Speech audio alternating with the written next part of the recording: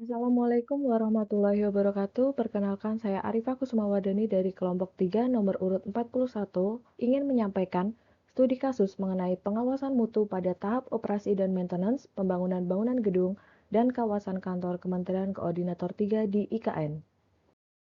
Adapun outline yang akan dibahas, yang pertama, pendahuluan, 2, identifikasi permasalahan, 3, profil lokus, 4, pembahasan, dan 5, penutup.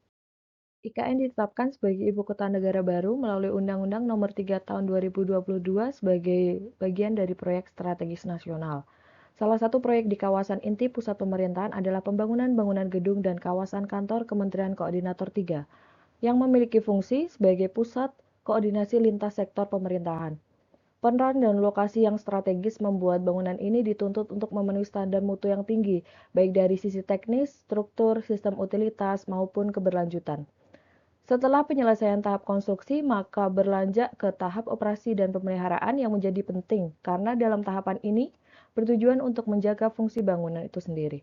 Pengawasan mutu berkelanjutan dibutuhkan untuk menjamin efisiensi operasional, keamanan sistem, serta ketahanan bangunan dalam jangka panjang. Maksud dari penyusunan studi kasus ini adalah untuk menganalisis penerapan sistem pengawasan mutu pada tahap operasi dan pemeliharaan. Sedangkan tujuan dari penyusunan studi kasus ini ada 4.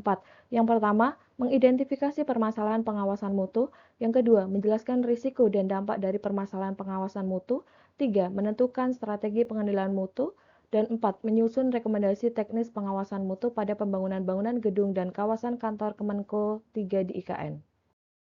Berdasarkan latar belakang dan tujuan penyusunan studi kasus ini, maka ruang lingkup tahap operasi dan pemeliharaan pembangunan bangunan gedung dan kawasan kantor Kemenko 3 antara lain. Yang pertama, permasalahan yang timbul pada tahap pelaksanaan operasi dan pemeliharaan. 2. Risiko dan dampak dari lemahnya pengawasan mutu terhadap kualitas bangunan, keandalan fungsi, dan efisiensi pemeliharaan jangka panjang. 3. Upaya pengendalian mutu konstruksi, termasuk identifikasi penyebab permasalahan dan strategi teknis yang diterapkan atau diperlukan. 4. Rekomendasi teknis yang disusun untuk mendukung peningkatan efektivitas pengawasan mutu secara menyeluruh. Pembangunan komplek gedung kantor Kemenko 3 bertujuan untuk menyediakan ruang kerja bagi ASN, kementerian, dan lembaga terkait pada tahap awal pembangunan IKN. Secara geografis, lokasinya terletak di IKN, tepatnya di Kabupaten Penajam Pasar Utara, Provinsi Kalimantan Timur.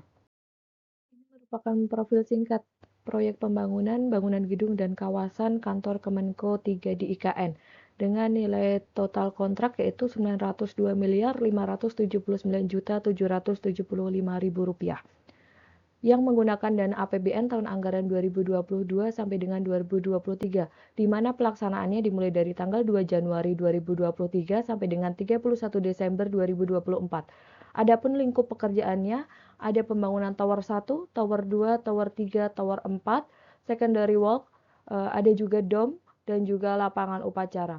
Untuk kapasitasnya sendiri kurang lebih bisa digunakan 1.330 orang dengan luas total lahan yaitu 32.900 meter persegi. Permasalahan pada tahap operasi dan pemeliharaan. Yang pertama, kegagalan fungsi sistem MEP akibat instalasi yang tidak sesuai dengan spesifikasi. 2. Kerusakan dini pada elemen struktur maupun arsitektural. 3. Ketidakterpaduan antara sistem bangunan dengan rencana manajemen fasilitas seperti kurangnya akses untuk inspeksi rutin. Dan 4. Dokumentasi teknis yang tidak lengkap atau tidak terstandarisasi. Ini merupakan contoh dari permasalahan pada tahap operasi dan pemeliharaan yang ditemukan di formulir defect list, seperti adanya cacat pada signage, lalu adanya plafon yang bocor, rembes, maupun permukaan yang tidak rata. Selain itu juga ditemukan kekurangan pada area dinding, misal wallpaper yang terkelupas, sedangkan untuk MEP adanya lampu yang pemasangannya tidak rapat. Ini juga beberapa contoh, seperti adanya rembes pada lantai 4, lalu plafon juga yang masih belum dipasang manhole-nya. Selain rembes pada plafon, juga ditemukan rembes pada dinding area fasad di lantai roof garden. Adapun risiko dan dampak yang timbul, yang pertama risiko teknis seperti kegagalan struktur minor, 2. Risiko fungsional, bangunan yang tidak mampu memenuhi standar kenyamanan dan efisiensi kerja, Tiga, risiko administratif dan legal, yaitu kegagalan dalam pemenuhan standar mutu yang dapat menyebabkan keterlambatan penerbitan sertifikat layak fungsi. Empat, risiko finansial, yaitu bertambahnya biaya pemeliharaan, perbaikan dini, atau bahkan penggantian sistem dalam waktu yang singkat. Sedangkan dampak jangka panjangnya adalah menurunnya nilai bangunan gedung, lalu terganggunya pelayanan publik, dan juga melemahnya citra pemerintah dalam membangun infrastruktur yang berkualitas tinggi. Upaya pengendalian mutu konstruksi dapat dilakukan dengan cara: 1. Penerapan sistem manajemen mutu konstruksi sesuai dengan peraturan yang berlaku. 2. Pengawasan lapangan secara intensif.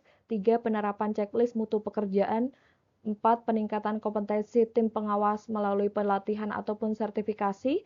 5. Pencatatan dan pelaporan yang sistematis. Adapun rekomendasi teknis yang diberikan untuk studi kasus ini ada 10 poin.